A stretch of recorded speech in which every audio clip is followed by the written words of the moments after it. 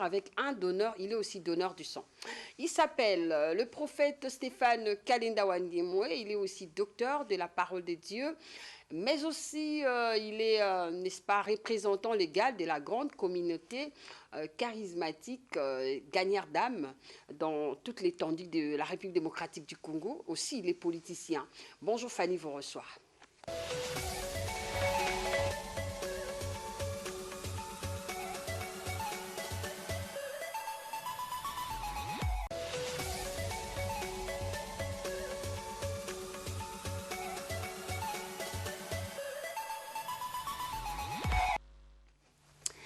Et oui, vous nous appelez déjà, vous nous écrivez. Merci beaucoup à Sandra Wallo, Wallo Abbas Sandra. Vous voulez nous écrire, faites le 081 26 31 813, le numéro affiché au bas de l'écran sur WhatsApp ou SMS normal. On va, n'est-ce pas, vous lire, mais aussi, si vous voulez par Gmail, vous faites malongafani1206@gmail.com, c'est en minuscule. Alors, bonjour notre invité, docteur prophète Stéphane Kalinda Wanyemwe. Bonjour. Bonjour Fanny Malonga. Comment allez-vous? Oui, tout va bien par la grâce de Dieu. Ah d'accord, bien habillé, hein? Ah, toi également. C'est à cause de maman Fifi. Ah oui, c'est Fifi Bachala Bichulux. Allez, coucou maman. C'est joli. Ah d'accord, vous êtes comme un Sénégalais aujourd'hui. Non, oui. Je vous retrouve plus, hein? Je suis congolais. Ah d'accord, africain. Aujourd'hui on parle des enfants africains. Voilà. On est africain. Ah d'accord. Et on peut être partout. Ah d'accord, c'est intéressant de vous recevoir sur cette antenne, surtout dans cette rubrique Bonjour Fanny. Et alors, parlons de cette journée d'aujourd'hui, on parle de la journée mondiale de l'enfant africain. Oui, bon... Nos enfants également sont africains. Nos enfants sont africains, mais il faut savoir que la comète, c'est que la journée a commencé. Tout à fait, on parle de l'origine avec vous. Il y a depuis le 16 juin 1976, où les enfants africains, c'est en Afrique du Sud, du temps de l'apartheid. L'apartheid, c'est le pouvoir qui avait dirigé autrefois l'Afrique du Sud, comme sous une dictature où le blanc était au-dessus des Noirs. Et alors, à cette période-là, les enfants se sont révoltés pour qu'ils puissent revendiquer leurs droits en tant qu'enfants noirs, enfants africains. Mais il s'est prouvé qu'à ce temps-là, à Soweto, on avait massacré au moins plus de 100 enfants. Voilà, c'est comme ça que dans l'Organisation mondiale, on a, depuis 1991, qu'on a institué la Journée internationale de l'enfant. Ah d'accord, très intéressant. Aujourd'hui, nous voyons nos enfants dans les rues de la ville-province de Kinshasa, dans l'étendue de la République, en train de quémander. Qu'est-ce qu'on peut dire aujourd'hui? Parce que c'est en fait une journée qui leur appartient. Il y a la part de la part et d'autre. Premièrement, nous parlons pour moi des parents, parce que ce sont les parents qui sont le responsable direct des enfants. Et étant parent, vous êtes responsable des enfants, il faut savoir assurer donc l'éducation et la survie des enfants. Vous allez voir qu'il y a des enfants qui sont sur la rue aujourd'hui parce qu'ils ont été taxés sorciers et on les a jetés sur la rue. Il y a des enfants, à cause de la vie qui n'est pas bonne et meilleure dans leur famille, alors qui se sont révoltés, se sont retrouvés sur la rue en train de se débrouiller eux-mêmes. Vous voyez, et il y a d'autres également qui ont perdu des parents très tôt. Ils ont perdu les parents trop tôt et puis abandonnés par leur famille. Ah, vous voyez, et ces enfants-là, aujourd'hui, ils sont sur la route. Mais pas seulement, la responsabilité n'est pas seulement du côté des parents, mais aussi du côté de l'État. Parce que c'est l'État qui doit assurer la politique salariale des parents afin que les parents puissent devenir vraiment des responsables. Parce que beaucoup de parents, dans ce temps ici, ils ne sont pas responsables. Vous allez voir qu'un parent qui demande à son enfant de se scolariser et qui demande à son enfant de se vêtir.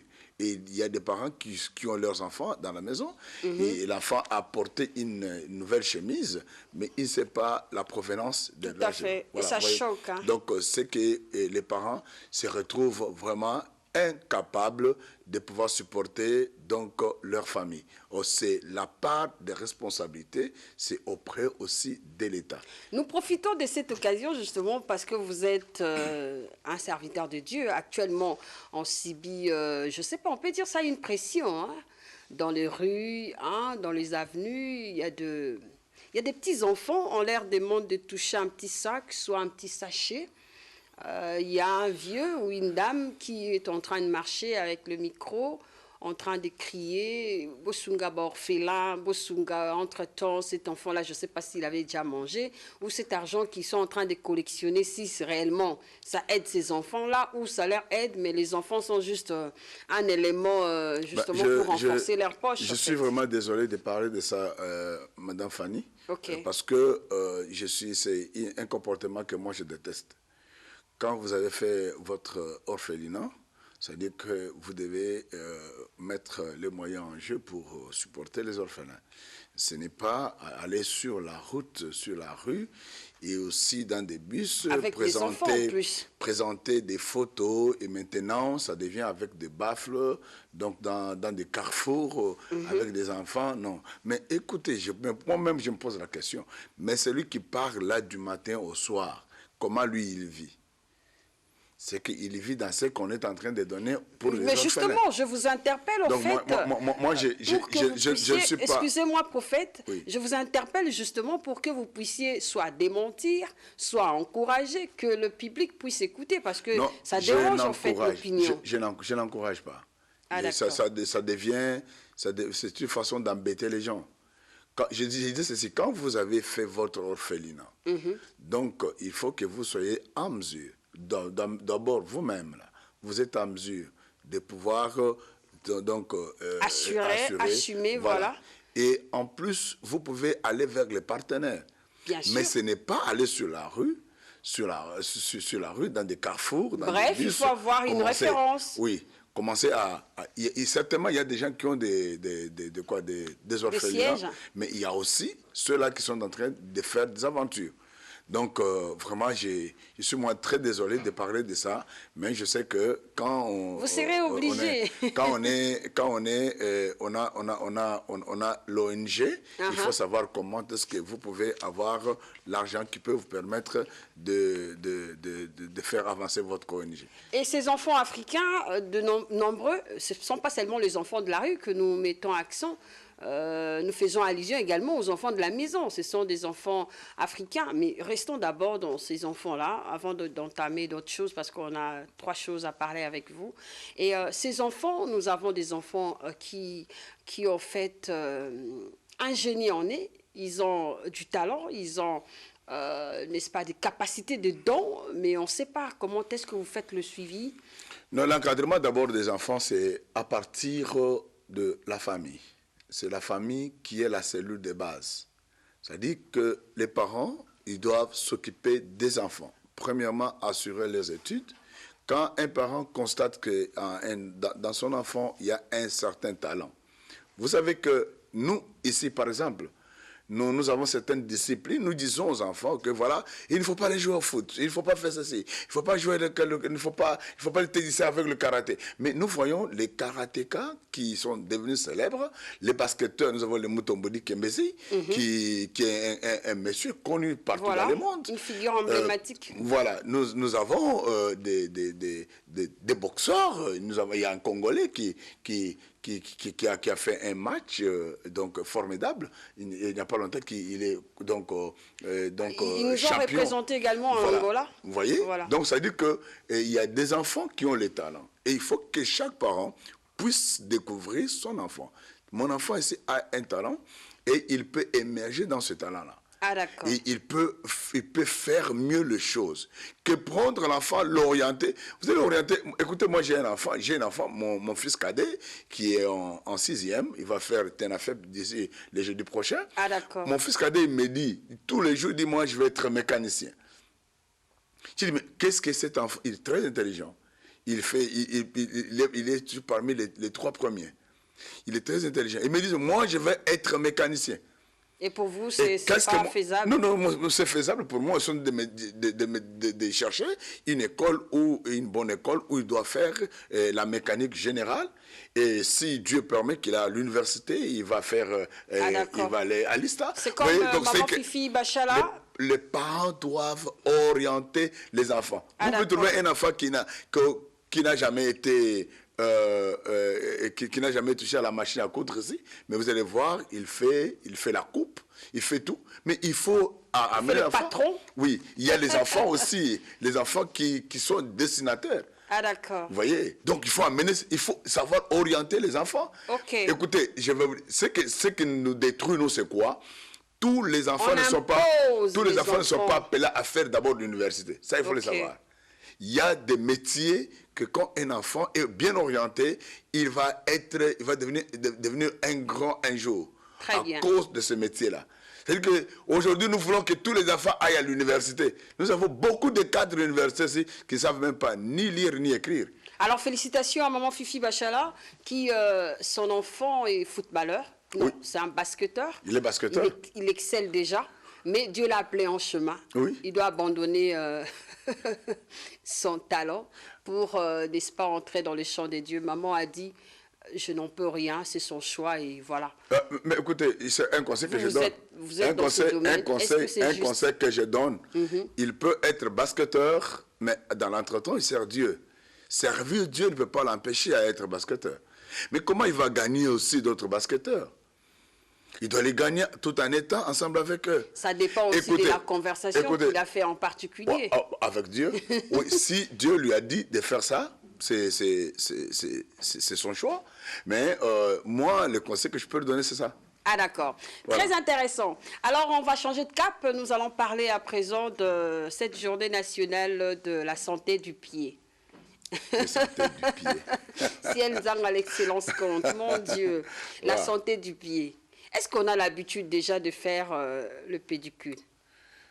Mais, écoutez, personnellement, moi je l'ai fait.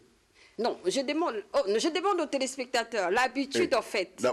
Une habitude personnelle. Mais quand même, un homme normal, il doit prendre soin de ses pieds. Non, mais parlons en termes logiques. Écoute, un homme normal doit prendre soin de ses pieds. Ok. Parce que vous devez savoir que à partir de pieds, il y a beaucoup de choses que nous pouvons rencontrer dans la vie. Vous savez que beaucoup de maladies, je ne suis pas médecin, mais c'est moi juste une petite expérience en lisant aussi beaucoup. Vous voyez, à partir des pieds, il y a des choses, des microbes qui entrent. Okay. À partir des pieds, il y a des maladies qui pénètrent le corps humain. Et les pieds, c'est aussi une partie du corps très sensible. Okay. Vous voyez? Mais il faut prendre soin de ses pieds. S'il y a une journée internationale qui... la santé du pied. La santé du pied, vraiment, c'est très important. Est-ce qu'on peut voir déjà le pied de ceux qui ont déjà pris soin de ça? L'excellence compte. Ouais, la santé du pied. Montrez vos pieds. Waouh. Prophète. Voilà. Le pied, en fait, a une beauté. Mais on nous dit aussi que marcher pieds nus, c'est aussi important pour éviter certaines maladies. Mon Dieu. La journée nationale de la santé du pied est très importante. J'en ai expérimenté. Et ça s'est fait aujourd'hui. Non, j'en ai expérimenté, moi. Ça se célèbre aujourd'hui. J'en ai expérimenté. Ce que vous venez de dire là. Ok. Un jour, je sentais que donc, le pied me faisait mal. Ok. J'avais un peu quelques malaises au niveau de mes pieds. Et quand j'ai rencontré un médecin, je parlais avec lui, le médecin m'a dit quoi? Vous pouvez, tout le jour, vous avez les pieds renfermés dans les chaussures. Mais il faut des fois rester donc, sur la pelouse, donc pieds nus, sur la pelouse. Okay. Et vous êtes là, vous marchez là, tout ça. Et quand j'ai expérimenté ce que le médecin m'avait dit, alors j'ai trouvé que je n'ai plus aucun produit pharmaceutique, mais seulement les conseils qu'il m'avait donnés, j'ai trouvé que j'ai eu un soulagement. Voilà, il y a un téléspectateur qui nous écrit. Bonjour Fanny, c'est Patrick Kwemboué. Chemboué, voilà, à Goma, concernant cette journée des enfants africains. Notre gouvernement doit songer à leurs soins parce qu'aujourd'hui, on parle souvent des visites à l'orphelinat. Voilà, vous pouvez répondre à notre frère de Goma qui nous écrit. Justement, il a voulu il demande à ce que, comme vous l'avez dit tantôt, c'est que le gouvernement doit également occuper ces enfants-là, vu qu'aujourd'hui on voit qu'il y a des gens qui viennent visiter des enfants à l'orphelinat pour leur donner du jus, parfois des savons, Oui, parfois des riz, mais c'est pas suffisant au fait. Les orphelinats, quand quelqu'un a l'orphelinat, c'est-à-dire qu'il a fait ce qu'on appelle l'ONG, n'est-ce pas? Il a fait l'ONG, il a fait une organisation, n'est-ce pas? Quelconque qui doit être donc qui travaille en collaboration avec le gouvernement. Et dans notre gouvernement, nous avons le ministère des Affaires sociales. Okay. Vous voyez, c'est le ministère des Affaires sociales qui doit vraiment veiller sur les orphelinats. Vous voyez, pas seulement les orphelinats, nous avons des vieillards. Les hospices des vieillards. Hospices des vieillards, il y en a beaucoup. On va faire allusion à eux prochainement. Oui, donc dans des pays organisés aussi, et vous avez trouvé que l'État a aussi sa part dans ce qu'on est en train de faire. Parce qu'aujourd'hui, les hommes, donc les particuliers, et ils unissent donc les idées pour qu'on puisse donc avoir des hospices de vieillards, des orphelinats, mais l'État congolais doit aussi contribuer. L'État congolais doit s'occuper de ça. L'État congolais doit veiller sur ça. C'est l'État congolais qui doit chercher même des partenaires pour ces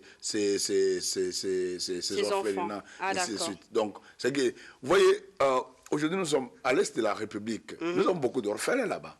Vous voyez? Très bien. Nous avons beaucoup d'orphelins. Avec la situation qui est en train de... Il y a beaucoup d'orphelins, des enfants qui sont perdus comme ça. J'ai vu dans une vidéo, je crois avant-hier, les enfants à cause de coups de balles, tout ça, les enfants sont perdus. Ils sont éparpillés, ainsi de suite, et abandonnés. Vous voyez, c'est l'État qui doit donc regrouper ces enfants-là. Voyez? Très bien. Patrick Cheboué, je crois que vous êtes satisfait. Vous êtes à Kinshasa, à la Gombe. Merci beaucoup. Alors, nous allons changer de cap. On a parlé de la santé du pied. Rapidement, on va quand même retenir quelque chose pour les soins du pied. Et puis, on va passer au donneur que vous êtes, donneur de sang. Oui, voilà. Je crois que pour la santé des pieds, c'est vraiment important. Et on doit vraiment nous aider par le médecin. Le médecin doit vraiment nous aider avec vraiment des émissions répétées pour que nous puissions connaître au fait qu'est-ce que nous pouvons faire pour nos pieds. Mais aussi pour les donneurs de sang. Non, on va arriver. Oui. On termine d'abord avec les pieds. Ah, voilà. Vous faites une conclusion. C'est ce que je voulais dire que nous devons, nous-mêmes là, chacun doit prendre soin de ses pieds. Ah, d'accord. Et chacun doit... Moi, j'ai vécu quand même au village. J'ai vu les pieds des hommes. Vous voyez, on peut prendre une gilette et on commence à couper. Donc, quelque chose là, c'est comme une viande, c'est quoi, tout ça. Mais la personne n'a pas mal. Des couches, en fait. Vous voyez, des couches là. Donc, déjà, vous allez voir que le pied est très sale parce qu'on n'entretient pas ça. Mais vous savez que je peux aussi donner une petite idée. J'avais connu un problème moi-même. Et j'étais parti même dans certains pays bien organisés, où je suis allé même voir même des médecins spécialisés. Mais je n'ai pas trouvé la solution. Mais j'avais trouvé la solution. Il y a un ami qui m'avait donné un conseil, un pasteur, donc en Afrique du Sud, qui m'avait dit que non, vous savez, si vous lavez bien vos pieds, et il faut mettre souvent la glycérine. Très bien. On va finir avec le bassin. Le système des bassins aujourd'hui, ça fait fuir des parents, ça fait fuir des hommes. à cause des bassins. C'est-à-dire? Non, mais il y a un téléspectateur qui dit, vous savez, les bassins, le quoi, on dit le marâtre. Non, ce ne sont pas de marâtres, ce sont de maîtresses. Il y a Rihanna, vous Ah, les voyez, maîtresses qui soignent bien voilà, qui soignent les pieds. les hommes. Mais, Est-ce que vous leur donnez de l'argent? Non, écoutez, non, ça c'est... Sami Kanda, c'est pas ça? C'est peu grave ça. Non, l'homme normal, même la femme. Mais quand on parle seulement de l'homme là, mais la femme aussi doit prendre son... Vous devez donner de l'argent à votre femme pour vous acheter les bassins et tous oui, les produits possibles. Est-ce qu'il faut donner à l'eau chaude? Mais la femme qui est quand même avec son mari... Non, mais attends, il faut donner de l'argent. Il y a un téléspectateur qui m'a dit, Fanny, vous devez donner de l'argent à vos femmes pour qu'ils prennent soin de vos pieds, qu'ils vous mettent de l'eau chaude, hein, pour que vous donc, il faut payer à la femme pour qu'elle puisse prendre soin de son mari. Motiver. La motivation, c'est-à-dire quoi? C'est-à-dire quoi, Fanny? Non, mais c'est la femme, motivation. Écoutez, non. Quand la femme est avec son mari dans le foyer, c'est-à-dire qu'ils savent s'entretenir. L'homme entretient la femme et la femme doit entretenir son mari. Très bien, réciproque.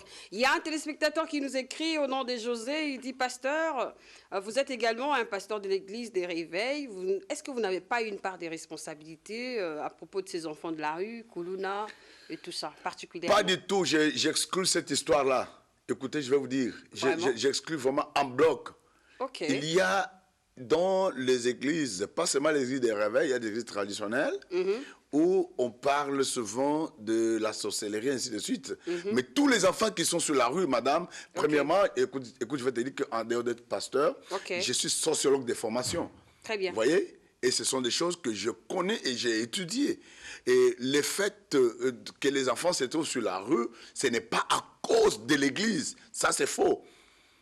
Vous savez, je peux vous dire une chose que les systèmes de Koulouna, les Koulouna que vous voyez ici, ce sont déjà fabriqués par des politiciens. Permettez-moi de le dire. Permettez-moi de le dire. Ça n'engage que vous. Oui, ça m'engage. Et je connais. Vous savez que dans le temps, il y avait quelque chose qu'on avait organisé, les FAP, dans ce pays-ci. Le FAP, c'était une force, c'est pas une force une force populaire, tout ça, qui remplaçait les cadres dans les temps du régime de Mobutu. Et tous les gens là qu'on avait mis les FAP là, je connais même celui qui est l'initiateur des FAP. Et pendant que je parle là, s'il est là, il est en train de m'écouter. Et quand ils ont fait ces FAP-là, après quoi, ils ont arrêté le mouvement des FAP. Tous ces gens-là, parce que les FAP étaient en train de traquer comme c'était des volontés dans des quartiers. Mais aujourd'hui, les FAP-là sont où? Mais vous êtes Est-ce qu'on les a occupés? Ah d'accord. Ça sera un sujet prochainement. Ah oui. Parce que là, je veux qu'on en parle vraiment, parce que j'ai des arguments. On vous accuse beaucoup. J'ai des arguments. C'est faux. Ce n'est pas l'église. L'église, c'est un lieu où on éduque les enfants. Moi, j'ai grandi dans l'église. Et j'ai une bonne éducation à l'église. Ah d'accord. Mes enfants sont grandis à l'église. Ils ont une bonne éducation. L'église, ce n'est pas un endroit où on vient pour que les enfants puissent avoir la dépravation. Non. C'est un endroit où on est en train d'orienter les enfants. Parce que la Bible nous dit, montrer à l'enfant la voie qu'il doit suivre, en fait qu'il ne s'en détourne pas lorsqu'il sera grand. Voilà. Et la voie là, c'est la parole de Dieu. Très bien. Vous allez souffler un tout petit peu. Nous allons lire ces messages. Le médecin qui soigne le pied se nomme les podiatres. Là, c'est Dioka, Richard. Merci beaucoup, notre chief. C'est vraiment intéressant de savoir que vous êtes là. Et ça me rend joyeuse, en fait. Je sais que vous avez soigné vos pieds ce matin. Alors, on va prendre la dernière préoccupation qui était sur la journée mondiale du donneur de sang. C'était donc commémoré le 14 juin dernier. Vous êtes également donneur de sang. Voilà pourquoi nous vous avons choisi sur cette antenne pour en discuter. Je suis donneur universel. Donneur universel, il n'y a pas de souci. Comment vous avez su que vous êtes donneur déjà? Non, parce que d'abord, j'ai le groupe, mon groupe sanguin, c'est le groupe O+. Ok. Et comme j'ai le groupe O+, donc je suis un donneur universel. C'est-à-dire que je peux donner à tout le monde. C'est-à-dire que même celui qui a A, celui qui a B, tout ça, je peux donner. Et je le fais souvent comme ça, parce qu'un donneur de sang, c'est involontaire. involontaire pour qu'il puisse pour sauver la vie humaine. Et quand je le fais souvent quand j'en ai l'occasion. Ah, J'ai d'accord. déjà donné plusieurs fois donc le sang, sauvé et donc Naturellement, on peut donner combien de fois par mois? Combien de fois on non, peut donner le sang? non, pas, c'est une seule fois qu'on peut donner par mois. Une seule fois Et par mois. il faut attendre pour que le corps puisse se reconstituer. Ah, d'accord. Voilà, donc il faut attendre pour que le corps puisse se reconstituer, parce que c'est juste un travail d'involontaire. Mais vous savez, ce qui m'étonne, c'est quoi aujourd'hui, c'est aussi quand vous donnez le sang comme ça, mais dans les hôpitaux, on est en train de vendre ça. Ah, d'accord, ça Oui, aussi c'est une situation. Hein. on est en train de vendre. Mais Et pourquoi pourtant, on vend ces sangs trop cher? et pourtant, on donne gratuitement. Parce que moi, souvent, je donne le sang. Et quand je suis devant un cas, je donne le sang gratuitement. Je n'exige absolument rien. J'ai commencé à donner le sang, j'avais encore, je crois, 18 ans. Jusqu'à nos jours, vous donnez le sang? Je donne. Parce Oui. qu'on a dit jusqu'à l'âge de 65 Non, ans, c'est juste, on moi, donne moi plus. je n'ai pas 65 ans. Non. Mais c'est pas seulement 65 ans, mais il y a même ceux qui vont jusqu'à 70 ans. C'est vrai? Oui. Ils peuvent donner également? Ils peuvent donner aussi également le sang. À 70 ans, ils peuvent donner. J'ai lu quand même donc certaines expériences que quelqu'un peut à 70 ans, mais selon les règles qui sont normales, c'est que c'est de 18 ans À 65 ans. 65 ans. Voilà. Mais moi, je n'ai pas encore 65 ans. Voilà, donner le sang, c'est sauver des vies, mais il y a d'autres personnes qui ne savent pas qu'ils sont donneurs de sang pour sauver des vies de nos frères et sœurs qui sont malades, qui sont dans les besoins, et d'autres personnes ne sont pas anémiques. C'est un problème. Mais c'est en fait une situation, un accident de chemin. Il perd le sang au corps, il a besoin de votre sang. En tout cas, il faut le faire avec amour. Mais vous savez aussi, ce n'est pas tout le monde qui doit aussi donner le sang. Vous savez? Mais ça, c'est vrai, il y a un donneur. Mais comment il ce doit n'est se pas, détecter oui, ce n'est donneur? pas tout le monde qui doit donner le sang. Parce Ça, que c'est vrai. si vous avez moins de 50 kilos, vous ne pouvez pas donner le sang. Moins de 50 Alors, kilos, mon Dieu. Il faut avoir au-delà de 50 kilos. Vous voyez? 60, Et il faut avoir, donc, 100 kilos. au-delà de 50, c'est même 50, même 51, 52, oui, au-delà. Ouais. Mais si vous n'avez pas, vous êtes moins de 50 kilos, c'est vraiment difficile. Et aussi, il y a des gens qui sont dans leur corps, donc dans leur sang, il y a beaucoup d'infections, telles que les sida, ainsi de suite, tout ça. Vous voyez? Alors, des gens pareils, ils ne peuvent pas être donneurs. Ils ne Ok. peuvent pas donner. Nous allons conclure avec vous sur ces pages. Je crois qu'on va, on va en parler encore plus, hein, parce qu'au niveau du donneur de sang, il y a beaucoup à dire. Et aussi la transfusion également n'est pas seulement pour les anémiques, mais aussi les personnes qui, en fait, se rencontrent au cours du chemin, pardon, ils ont besoin du sang. Mais qu'est-ce qui fait que les autres ont besoin du sang, mais ils ne sont pas anémiques? Bon, écoute, ça dépend aussi de corps humain.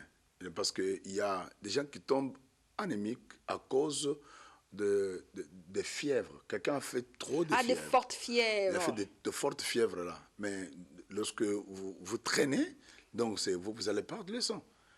Vous voyez? Je ne suis pas médecin, mais je parle quand même Non, mais vous avez raison, ça, je sais. par rapport à Ouais. certaines expériences. Je Ok. suis quand même parent, voilà, et tout ça. Et quand vous faites longtemps que l'enfant fait Ouais. trop de À chaque fièvre, fois. alors il faut faire un grand effort pour les soigner avant, Ah, afin d'accord. qu'ils ne puissent pas tomber anémiques.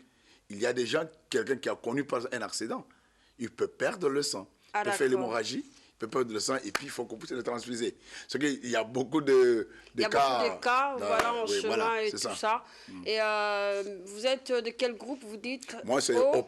O plus. Oui. Ah, d'accord, nous Je suis avons AB. donneur universel. Vous êtes orgueilleux, on peut dire. Non, non, pas orgueilleux. C'est comme ça que Dieu m'a créé. Non, c'est comme ça que Dieu m'a créé. Donc, je suis donneur universel. C'est que C'est Nzanga. même toi, même si tu as A+, et moi, je peux te donner. C'est ça. Si elle nous a l'excellence compte, mon Dieu. Maman Landrine Maquet, c'est bisous. Eric Mouyandaï. Salut, ça va? Et on va finir avec vous à propos du sang. Un conseil à tous ceux-là qui reçoivent du sang gratuit. Je parle au centre. Hein, je parle en termes de centres qui reçoivent le sang. Est-ce qu'ils peuvent pas aider les personnes qui en ont besoin de prendre ça à un moins coût? Ah oui, écoutez, le problème c'est que le conseil que je peux donner au centre de santé, qu'il ne soit pas plus commercial. Vous voyez, parce que vous allez trouver que même dans des hôpitaux, dans des grands hôpitaux, je me réserve de citer mais quand vous allez dans des grands hôpitaux, des hôpitaux de référence, vous allez trouver que, premièrement, ils visent l'argent. Ils visent l'argent.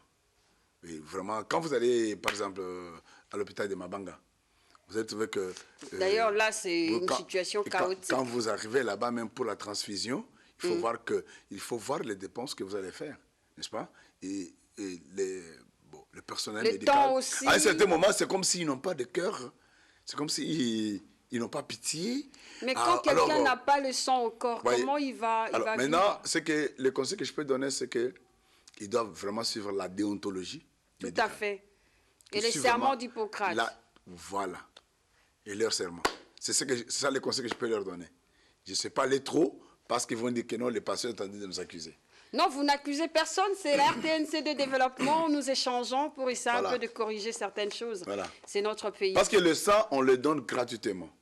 Et quand on le donne gratuitement, il y a des préalables.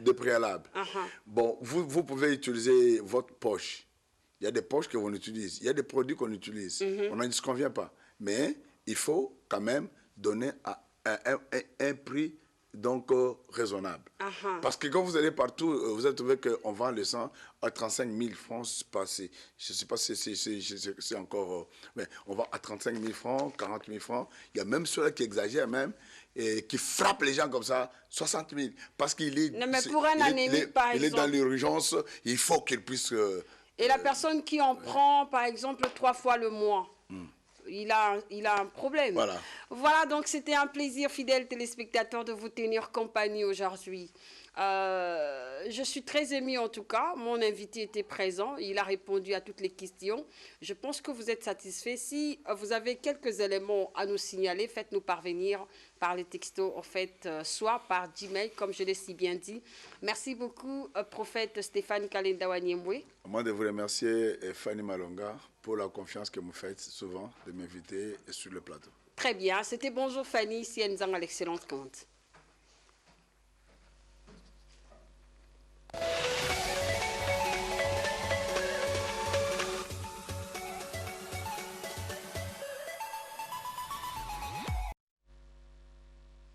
Voilà, donc fidèles téléspectateurs, nous sommes très émis. Nous avons parlé, n'est-ce pas, d'une idée sur la Bible. Nous avons parlé de Bonjour Fanny. On a brossé sur le journée, en fait, c'était la journée mondiale de l'enfant africain, également la journée nationale de la santé du pied. Aussi, on a essayé un peu de mettre l'accent sur la journée mondiale du donneur de sang, donc très intéressant. Merci beaucoup à vous. Joyeux anniversaire à celui qu'on appelle Kevin Kanza. Kevin Kanza, je ne sais pas si vous avez sa photo déjà. Kevin Kanza, c'est quelqu'un qui, en fait, est aimable. Merci beaucoup à vous et surtout bonne santé, heureux mois, voilà, heureuse année à vous et à Samantha et Raïssa Malonga, les jumelles, merci à vous. Merci également à toute personne qui fête leur anniversaire aujourd'hui. C'était un plaisir de vous tenir compagnie, fidèles téléspectateurs. Quant à moi, je vous dis au revoir et bonne suite de programme sur la chaîne de développement. Merci à la grande équipe et à Ciel Nzang à l'excellente